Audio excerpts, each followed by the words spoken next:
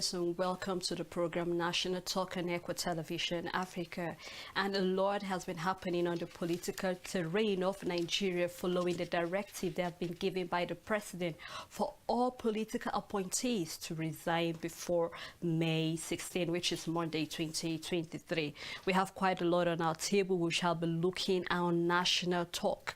I am Sarah Elisha Dasham, and Lois Strikey is here with me. She will be giving us the news, and when we're done, we'll come back and discuss in detail some of these issues or some of the matters that have been arising all through the week. Lois, good evening. Good evening, Sarah. I bet it's a good day.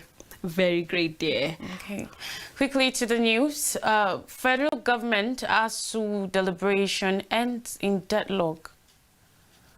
Senate revised Electoral Act to permit statutory delegates vote at party congresses and conventions.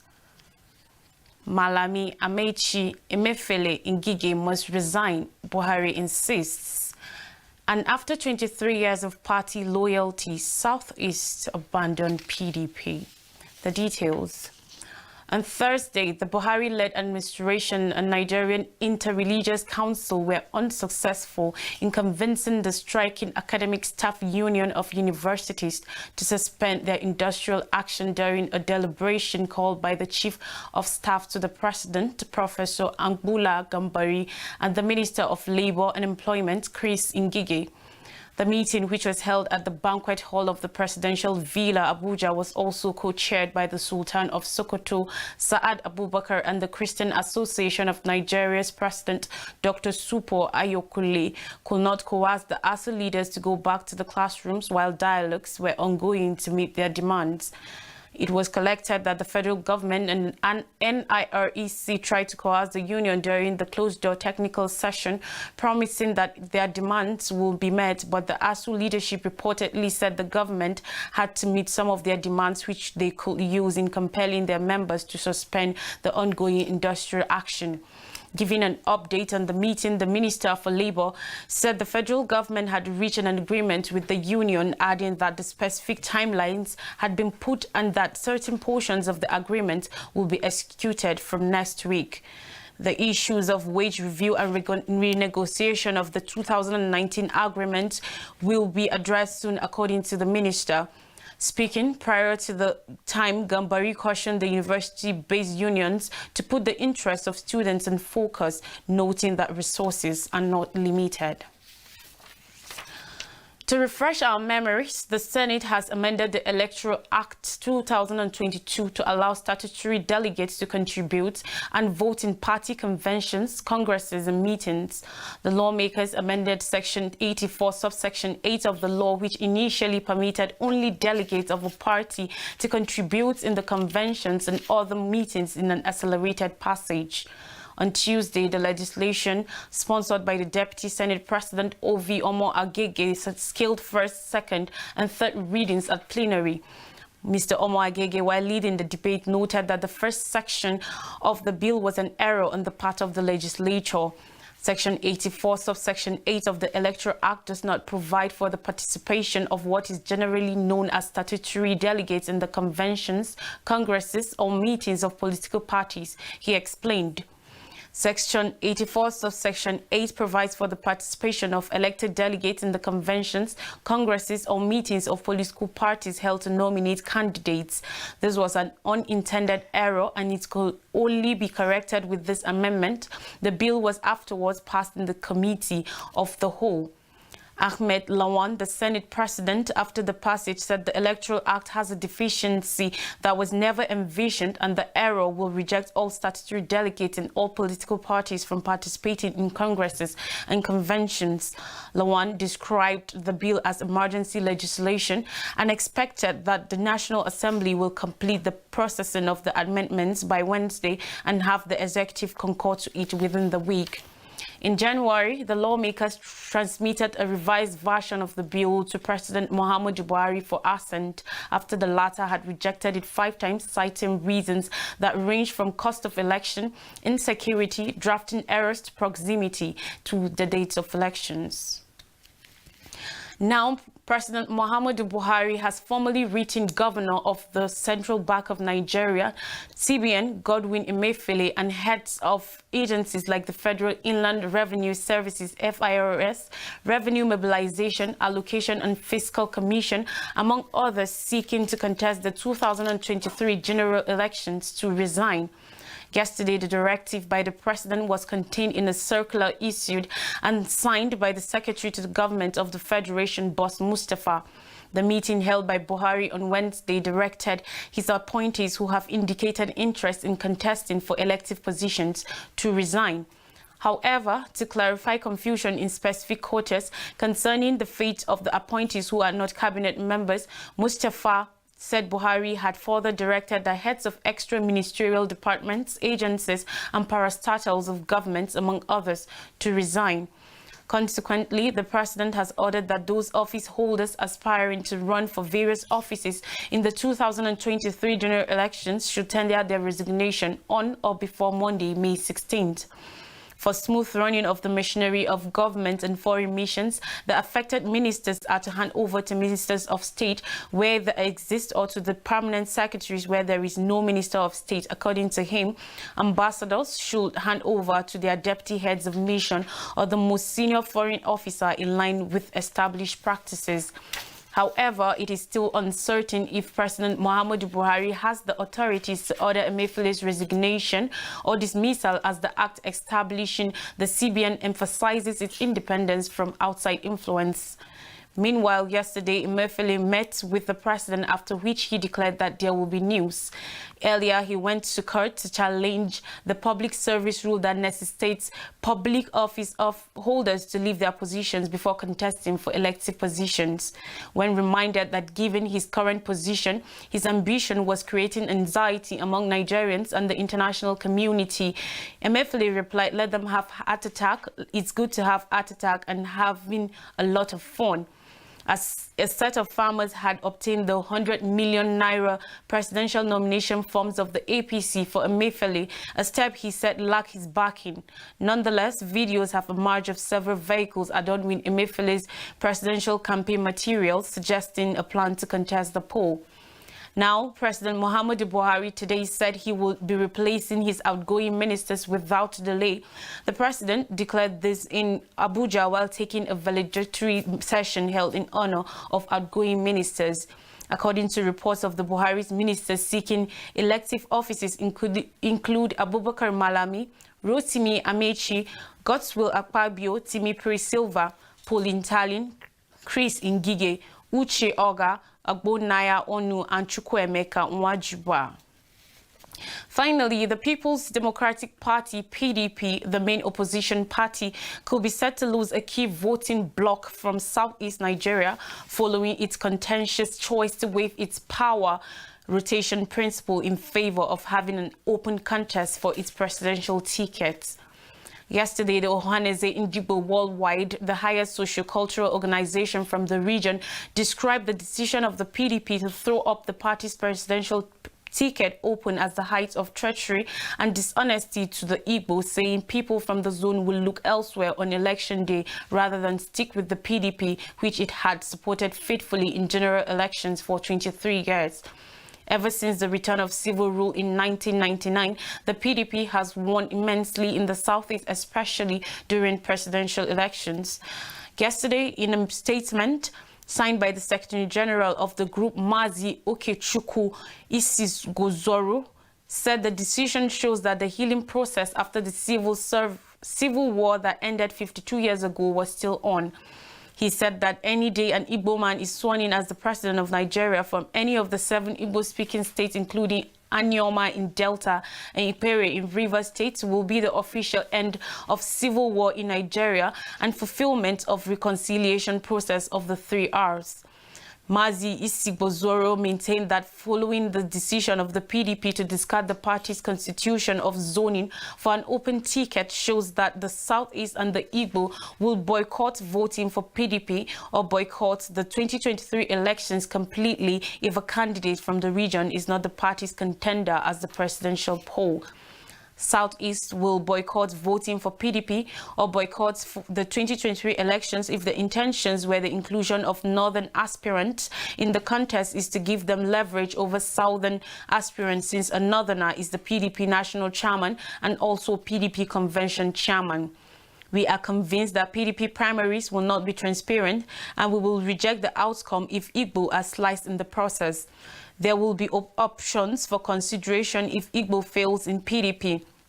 We will never accept the vice presidential slot, adding that the electorate in the region could boycott the vote on election day. In the build-up to 2023, Southern governors and other leaders had been demanding that the next president should come from the South after the 8-year tenure of Buhari. Even as the 2023 general elections are fast approaching, let's keep this in mind that mankind will never see an end of trouble until lovers of wisdom come to hold political power, or the holders of power become lovers of wisdom. This is according to Plato. Saleh, over to you. Thank you so much, Lois, for that news segment. Well, we shall be going on a break where we can invite our guests that will be joining me, and together we shall be deliberating some of these matters that have been arising. We're live on Facebook and also on YouTube, so remember you can drop your comments, and when we're back from the break during our discussion, we shall read some of your comments and also open the phone lines at 7:30. Have a blessed day, and we'll be right back after this break.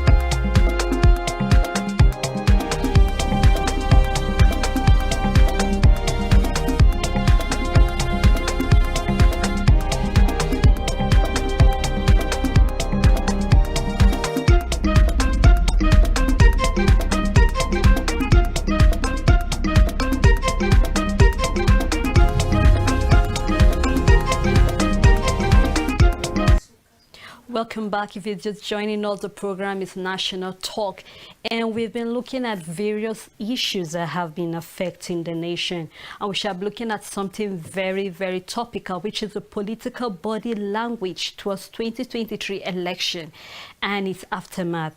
And I told you before we went on that break, I'll be joined with a guest, and he's here with me in the person of Ibrahim M. Gwani, and actually he's a legal practitioner. It's a pleasure to have you with us here, sir. Thank you very much. All right, looking at the issues that have been, will I say, falling one after the other, especially starting from Wednesday, the directive that was given by the president that for every political appointee that is planning to vie for any position come 2023, it's expected that they should resign with immediate effect. In fact, he gave the deadline, which is the May 16, which is on Monday. But then questions will be arising the fact that it was already stated clearly in the Electoral Act, Section 84, subsection 12, that if you're planning to run for any position, you should step down 30 days before the primaries, and we know the primaries is in May already. So now questions will be arising. Why do we have to wait for that directive coming from the president? Is he acting as a president, or is he still making reference to the Electoral Act? Because I know this is kind of like a conflicting, issue, because if the rule has has been there for long. But then after signing it, I know there was the back and forth coming from the Senate, the fact that no, they're not taking out that, and he insisted. And right now, he has given a directive that everyone should step down. So I don't know, what is your take concerning that? Well, these are national issues, and the fate of the nation must be brought to fore. It must take primacy in all of these considerations. Of course, we know, sadly, that the APC has a poor record as far as being law-abiding, you know. So the question now is the ambition of the political office holders. Is it more important than running the country? Is it more important than governance? Which is, I think, the purpose why the rule was made, the law was made, so that people who have aspirations can give way, so that governance, the business of governance, takes precedence at all times. The country must be run whether or not people have ambition. And I think it only makes sense that if you have an ambition and you have a portfolio in government, you need to make a choice so that people who are interested in running the business of government, you know, take over the affairs of government while you pursue ambition, so that there are no conflicts. So, but then this still boils down to the fact that, because I listened to the interview being conducted to the spokesman of the president, Garba Shehu, and he was asked what was his take concerning the fact that this is the directive that the president has given. We know some ministers have stepped down, the likes of Chukwuemeka Nwujuba, the Minister of Education, and we still have others that are still refusing to step down, which we have Amici, we still have Malemi, we still have Chris Ngige. And so this would be like rising questions, because he said they must resign. Now, in a position, because definitely he was asked this question, in a position where they refuse to step down, what then happens to the nomination form they have already required? And because he gave the response that the party needs the money, it shouldn't be in a place whereby we know during the national, when they were having their national convention, those who were vying for the chairmanship of the national, the president promised to return, or he suggested rather to the party to return back the money for those who already purchased the form, because he already have someone, and he suggested a consensus. So in a position where they don't do this, we know already they tend to be like a back and forth coming to the issues of the nomination form, and we know the huge amount that the APC, in fact, it is the first in the history, 100 million naira, and I mean no auditing was done concerning how these political appointees came up with such an amount of money. And question has been running through my mind, because with the nomination form for APC also comes along a withdrawal letter. So it's just like your employer giving you an employment letter and at the same time giving you a resignation letter. So I'm already resigning before working. So this it tends to be like they tend to be, will I say, a black and white kind of joined together. So in a place like this, because we are looking at the body language. 2023 is already by the corner, and so many things tend to be going not the way it should. So in a place like this, what do we do, or what do we say should be the way forward here? Well, those are a number of issues being raised simultaneously. If the party wants to field credible candidates that will not be discredited for offending the law, then of course it must abide the letter of the law. Otherwise, if I'm on the opposition side, I'll simply wait. After the elections, I'll challenge, whatever mandate you've obtained on the basis that you offended the law, and so you shouldn't have contested in the first place. So that is the risks, they are presently facing. On the other hand, the cost of the forms and to contest by the party makes it a do or die affair. It shows that we are having a situation where public offices are obviously lucrative. People are desperate to get into office. So the nomination, the cost, regardless, people are ready to do whatever it takes, to get into office. And of course, the record of the past 7 to 8 years shows us that this is not about public service. This is more about people enriching themselves and protecting personal or regional interests as against taking the country forward. So these are the issues. If you ask me, I would say this shows a party that isn't really, because we're not having these issues with other parties for good reason too. This is a party in government. They're expected to show example. And obviously, if everybody is complaining about the cost, given the fact that the value of our naira has fallen drastically over the last few years, it shows that we're probably living in different countries, facing different realities, and so these people seem to be isolated from the realities of the people on ground. So there are many issues there, but by and large, you could say that we're probably just dealing with, a party that's provided poor leadership, and so it's just showing off in so many ways. So in essence, so what direction now do we see this party is going to? Because if we're going to keep going in the same dimension, that means we're going to still be trading on the same path as we have, because already Nigerians are complaining life is not favorable for lots of people. So looking at this fact, and we know that if the party is actually having the youth at heart, then we know that this nomination form price is quite very, very ambiguous for them to be able to purchase, except we're trying to say entirely as youths, we'll gather together and then put money so that we'll be able to purchase a form for the youth. So now what is the place of the youth when it comes to this issue of the nomination form? Because we know it's quite a huge amount. Obviously, not many young people have the resources to participate in the electoral process with those kind of numbers we are seeing as far as the nomination forms are concerned. I'm aware that there were some concessions made. There were some discounts for women and youth, but they are still very, very unaffordable for the majority of the young people that would have loved to be a part of the process. Thankfully, I think that we have other options besides the APC, because so far the conversation has been narrowed down, or it's been about the APC. So there are other options out there. There are many other political parties that are fielding candidates, or that have opened their doors such that at least if you're going to compare the numbers, you will say, okay, this provides seemingly a better platform. So by and large, we must, regardless of these challenges, be determined and find ways around these challenges.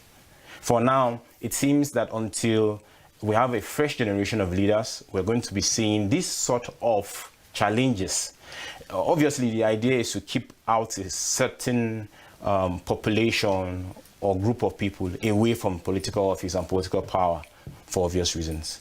So we must also find a way, no matter what it takes, to ensure that if it means coming together, uniting, pulling our resources together, whatever it takes, we must ensure that we're part of the process, because our future is at stake.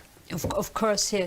So still looking at that withdrawal letter, I'm happy you're a legal practitioner. Now, is that letter legally backed by the Constitution, or was this just a decision that was taken by a particular body to just make sure that alongside the nomination form, we still have the withdrawal letter? Is that letter legal? Because I know these are questions that people will be asking for people who have been not so involved with the way politics runs in Nigeria. Well, I'm not aware of the thinking and the reasons behind the prepared or premeditated withdrawal forms, but clearly we can speculate.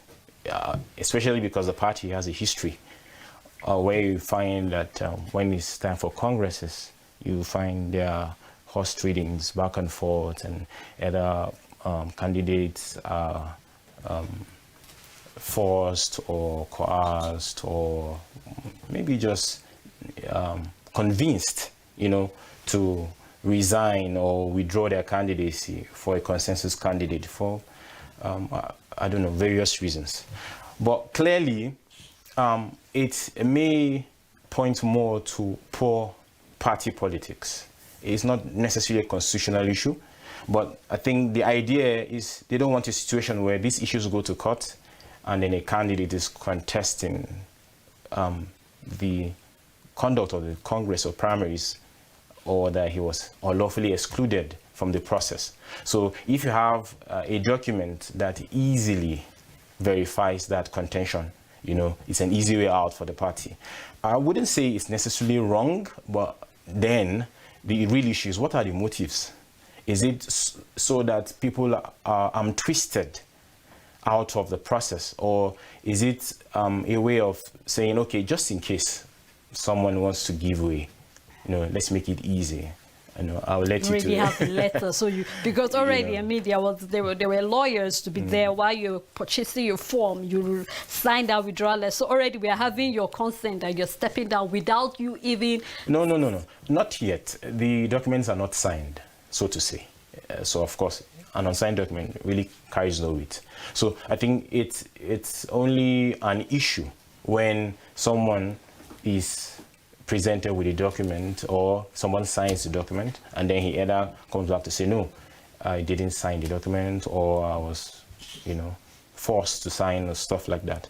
But I mean, basically, I don't. It's not wrong in itself. Of course, it sends a signal.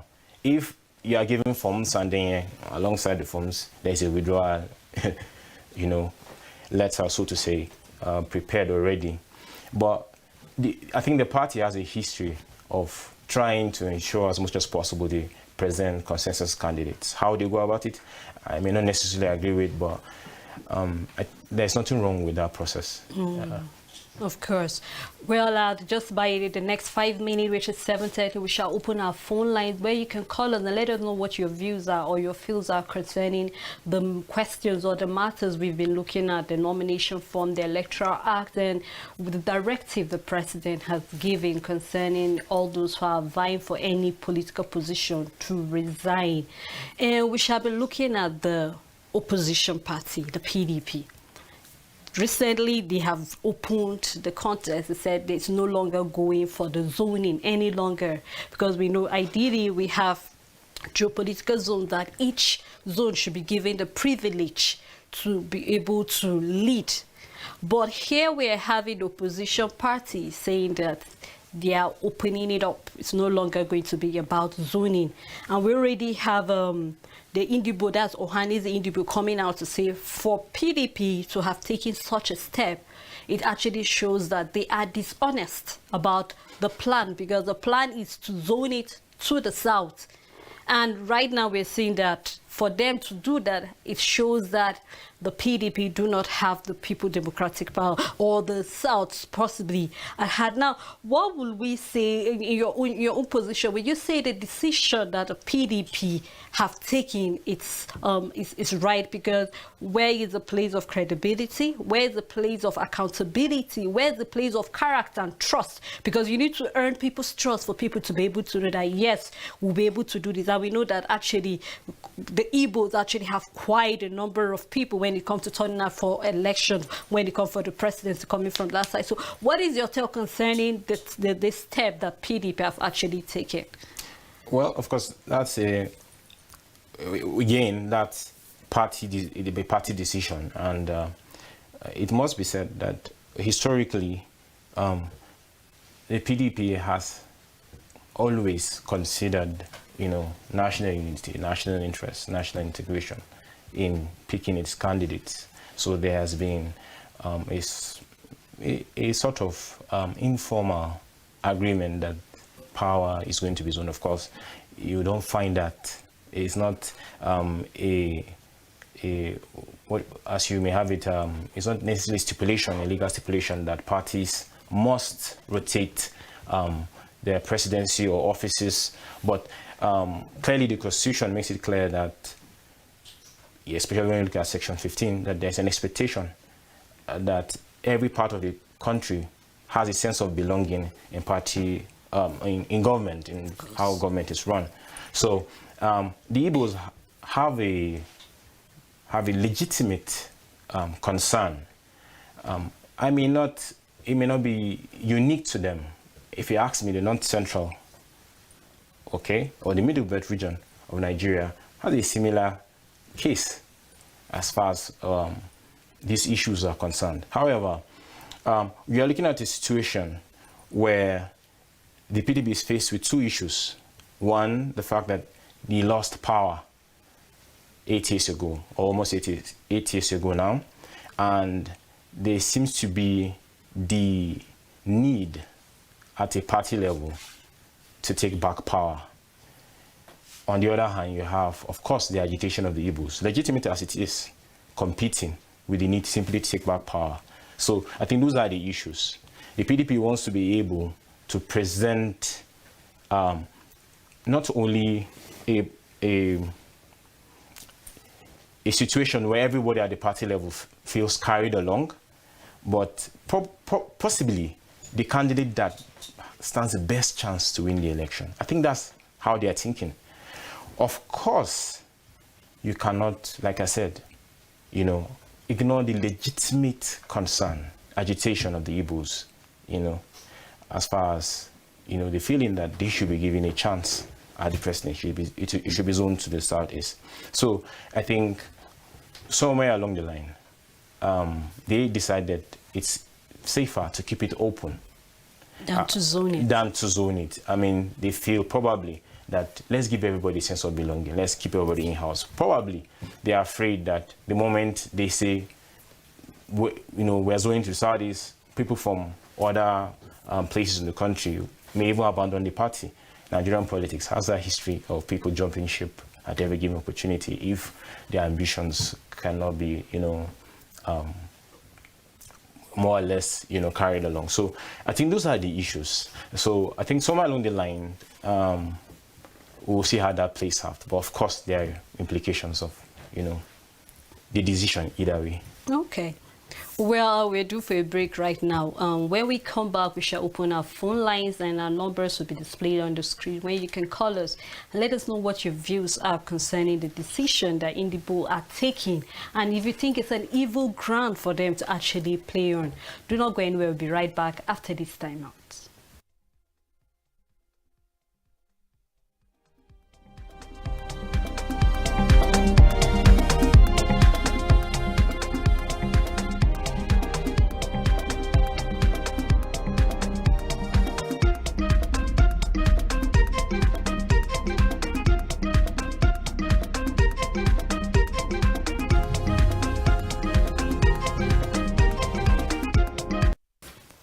Welcome back. If you're just joining us, it's still National Talk on ECWA Television, and our phone lines will be open where you can call us and let us know what your views are concerning. All right, our phone lines are open, so you can call us and let us know what your views are concerning the matters we've been looking at concerning the political language, and also what is the aftermath of these languages coming from our political leaders and also the masses. And I'm still joined by our legal practitioner, Ibrahim Gwani. Thank you so much, sir. Yeah. Well, before we went on the break, we're still looking at the decision that was taken by the PDP. And definitely there will be an aftermath of that. Now, yes. The aftermath. Okay, sir, we have a caller. Hello, Prince Will. Good evening. Aftermath of that. Now, the aftermath. Okay, sir, we have a caller. Hello, Prince Will. Good evening, Stella. How are you? Thank you so much. Sir, hello, Prince Will. Good evening, Stella. How are you? Thank you so much. I am your fan. I'm one of your fans. And when you discuss these national issues, some of us get interested because of the peculiar circumstances we find ourselves. When we talk about buying just party nomination form for 100 million naira, and many people in this country are earning less than 20,000 naira per month, and somebody is buying just from 100 million naira, prepared to spend not less than 5 times that in the process. That tells you the level of cannibalism of our resources. That tells you how they have cannibalized the resources we have in this country. A few people. In a government where a good number of ministers want to be president because they have seen what is there, and because of how loose the place is, they want to take advantage of what is happening there. It's unfortunate. Very, very unfortunate. Now, when you come to the issue of Igbos, it's unfortunate what's going on. What's happening is that they are just telling the Igbo that that the civil war is still on. Because now, how PDP that have been running this zoning system suddenly shows a vote face and now want to throw it in open. And they know when they throw it open, some people will be disadvantaged. But I think that the Igbos don't just want to be the president because there is no place in this country. After the indigenous of the place, in every hamlet in this country, after the indigenous of the place, the Igbos come next in population across the country. But unfortunately, they want to use the party level to manipulate it so that Igbos will not have any chance. So they are going to face the consequence. They are going to face the consequence because I can assure you that down here in Igbo land, the table is turning. So I want to, and then now saying that you cannot get a credible candidate from Igbo extraction. Is that what they are saying? Thank you so much for that caller. I thank you for highlighting these things. Thank so you. the world can know what people are going through. Thank you so much. We're already having the aftermath, and this is what I'm saying, because this will actually link me to one of the things I also want us to discuss. Now, the Igbos are saying that they are not going to take the slot of the VP. In fact, they are bringing suggestions that possibly they will go for APGA because APC is not honest. PDP are manipulating them because after giving them so much, after 23 years, now we see our caller just make reference to the Civil War. Of course, because they said if they are given the slot, that means the Civil War has ended. But for them not to be given that slot, then we know, oh, hello, Samuel from Delta. Good evening. Please go on with your view.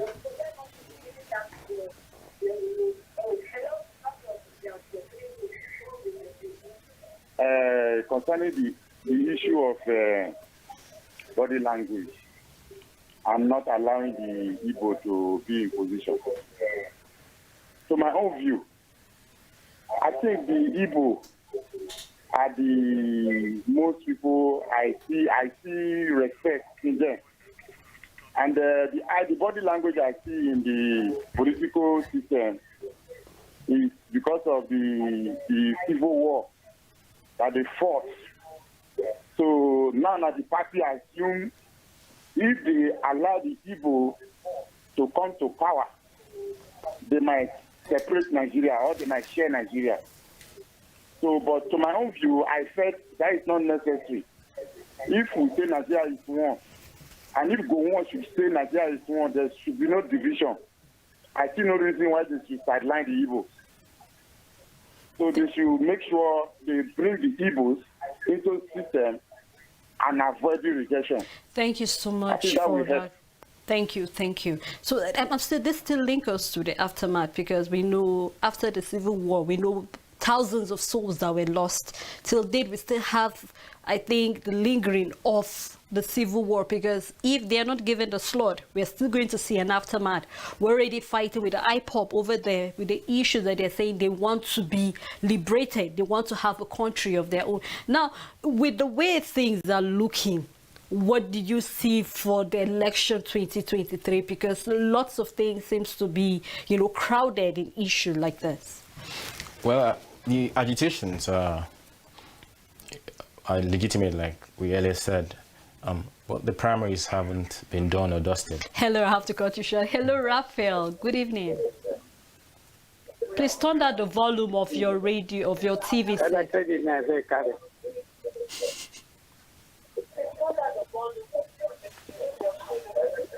Hello? Hello, can you hear you? Please turn the volume so you can hear me. Hello?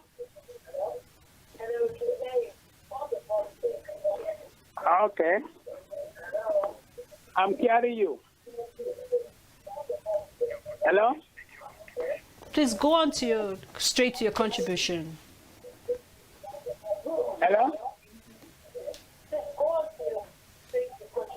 Okay, I'm Raphael Anze. I'm calling from Latia, Nasarawa State. Right?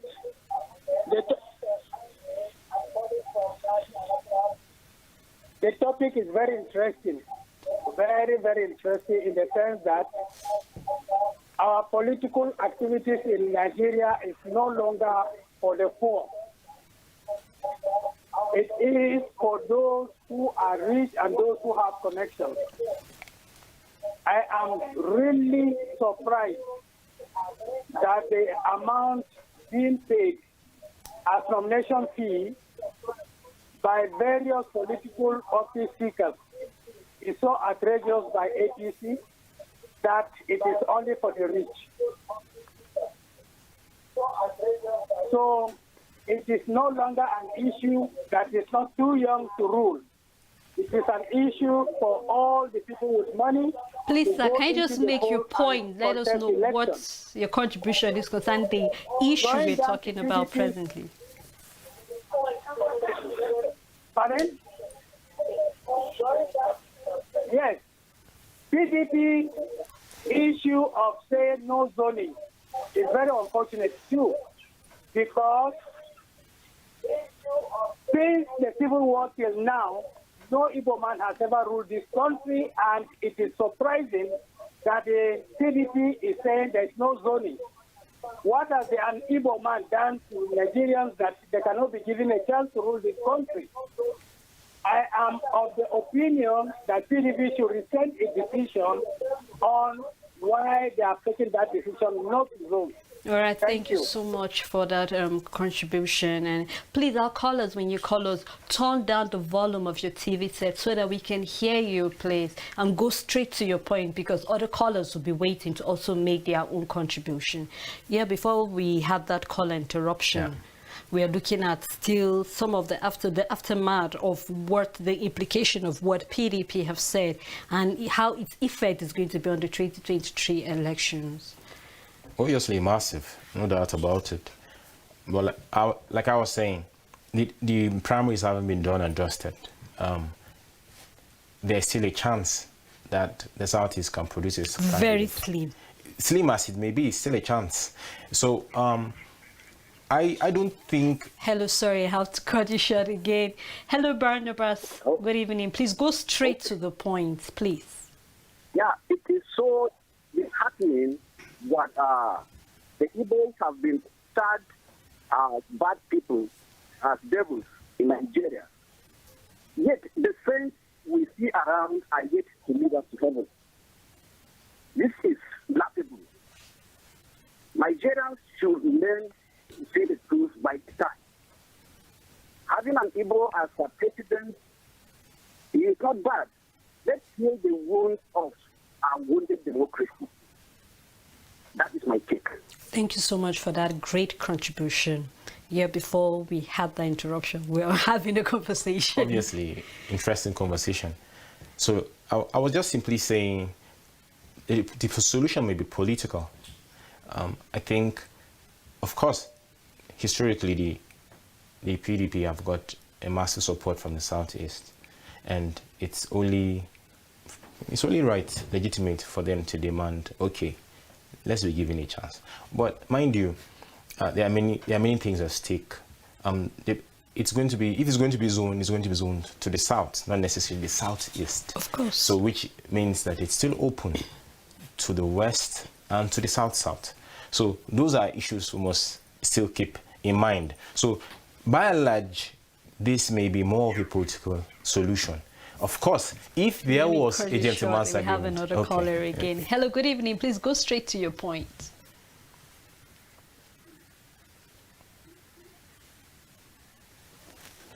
Hello, are you still there? Okay, good evening. Evening. Okay, well, I'm a strong supporter of Igbos becoming the next president. But looking at it, politics is the game. And I think PDP are trying to play that game of getting power before any other thing. And giving the power to the East now, it will be very difficult for them to win this presidential election. And if they don't win it, definitely the APC slot is going to the west or the north, and they might end up ruling for 8 years before PDP will have a chance again. So I think the only thing the East should do now is to sign a memorandum with PDP okay, whereby they give the best candidate that can win this election. So PDP should get back the power. Then after that, they are handing it over straight to the East. And it will be much more easier for them to bring any candidate for the East to rule. So that is just the best thing the East should do now. Because if they say they should give them the power, we all know that they won't get it. Because people from the North win vote, and that is like over half of the population. So they should just allow the best candidate to win. Then after he's ruling, they hand it over to the East. It's very much easy.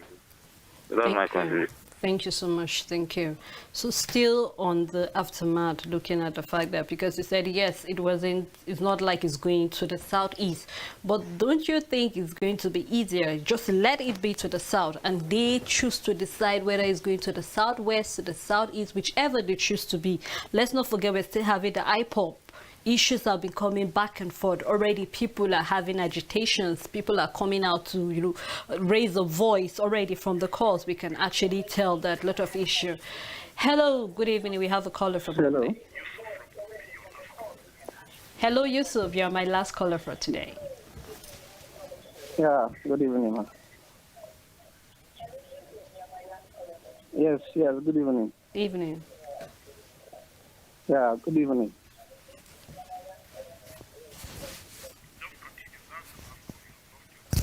Okay, so I think let's just continue with the issue. So with what the aftermath of, already we are having the civil war, and it seems that the Igbos have been faithful for 23 years waiting, hopefully that they will be given the opportunity, and the opportunity has not presented itself with the 2023 election. Do you see the likes of maybe coming out for, to agitate, already you said the primaries has not yet been dusted, so definitely there are still some issues that will be, solved one way or the other. So what do you think now should be, or what is your take concerning these whole issues right now? Well, maybe we may need to go back a bit. I think if we had the right leadership in place, the Igbos wouldn't feel marginalized as they feel. And as a matter of fact, as many other groups in the country feel marginalized at the moment. So I think what has been lacking that has brought us to this point is that we have not had leaders who have been able to, play their role of uniting the country. I think that's where the problem primarily is. So when it's all said and done, you will need a leadership that's able to unite the country. Absolutely. Otherwise, it will mean that if the leadership emerges from any other section of the country, another section that feels they are not in power or have been marginalized will, of course, emerge and hold, agitate. Now, I think it is how the agitations are carried out. I think that if even the Igbos, I keep saying it's not over. If they can demonstrate, if they can show that they are able to unite primarily at home. Unfortunately, I don't know how that works at that level. I mean, regionally, are they, for example, going to be able to present one candidate from the Southeast? Those are issues that must be on the table, such that it gives that candidate a fighting chance over probably, the number of people that will be coming from other parts of the country. So I know that those conversations have begun, but I'm just saying it's not over. It's probably discouraging, but it's not enough to hands off and say no. This is not going to work out. So at the end of the day, the opposition are yet to hold their own primaries, the APC.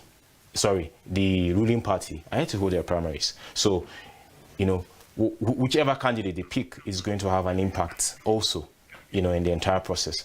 So, of course, it's clear that agitations are not going to end until everyone feels a sense of belonging in our nation. Now, you make mention of protest, and let's not forget the hashtag #EndSARS, where youth came out to talk about the fact that they're not happy with, because it wasn't just about the brutality coming from the police, but it's about the governance. And we saw the aftermath of the bad governance, where we saw the youths coming out, and we saw how it ended with bloodshed here and there. And let's not forget, still issues, we've had lots of politicians coming out with manifestos of what they choose to do. ASU is presently on strike. We're still having insecurity going on in the nation.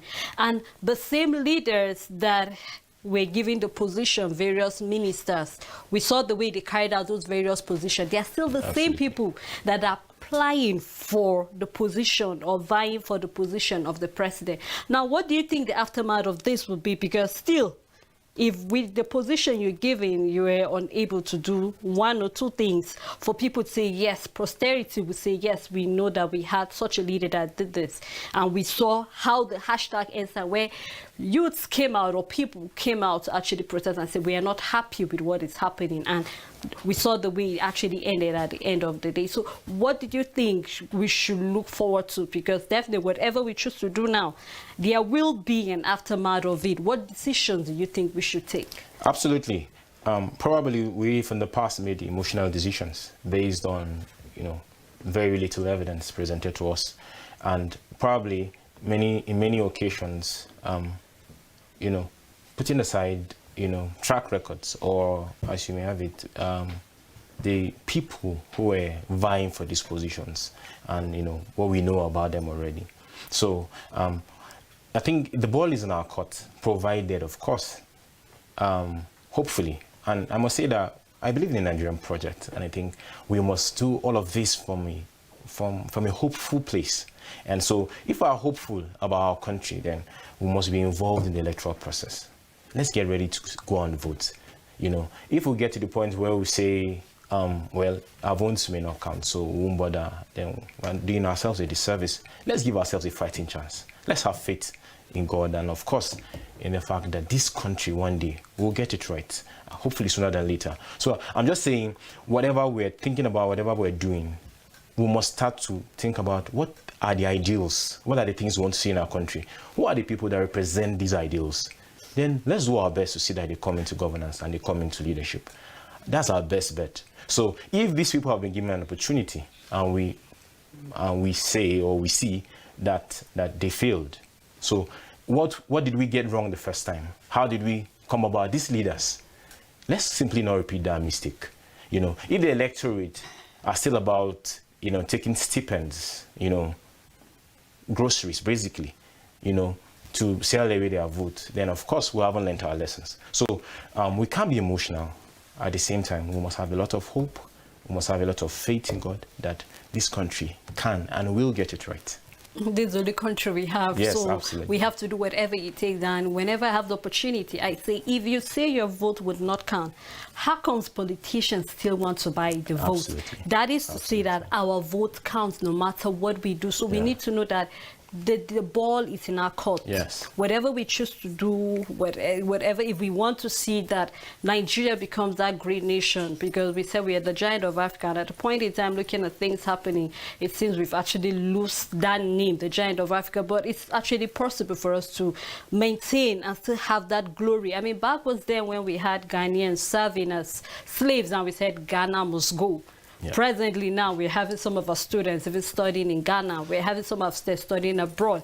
And as we're still on strike, I mean, we have the polytechnic lecturers actually planning to start on the strike. So that shows that whatever we choose to do, whatever we want to see after now, it still comes back to we, the electorate. How educated are we? Absolutely. Because if you take a look at the history of, will I say, the turnouts, it was really, really bad. Take a look at 2015. Take a look at the 2019, especially when it comes to presidential election. You actually tell that lots of people lost hope in Nigeria. But, I mean, there's still hope for Nigeria, regardless of what. Absolutely.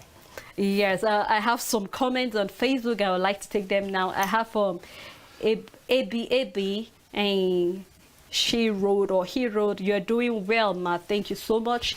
We have another comment coming from Friday Eli. He said, "More grace." We have another one coming from into both Friday, and he said, God bless you. We have from Chris, he said, I love this. Please keep it up, ECWA. Thank you so much. We have from Jerry Gada, he said, PDP leadership displayed cowardice just because of the Atiku financing the party. Still coming from Jerry, he said, the church must wake up and be involved in politics, especially ECWA Church, and I totally agree with that. The church must wake up. Thank you so much to all those who actually commended, and also to all our callers that callers were truly, truly grateful. So before I close the show, what is that word that you're going to leave our viewers with, or that with 60 seconds or possibly just a minute, what do you have to tell our viewers to actually keep them on their toe concerning the 2023 elections at heart? Well, let's keep praying for our country. Let's be involved with the process. Let's get ready to go and vote. And let's hope for the best. It's not over. God is on the throne. Of course, it's not over until it is over. So come out in your numbers when it's time. Get your PVC and also make sure you come out and vote. Until we come your way again next week, Friday, with yet another topical issue. I am Seda Elisha, and thank you so much.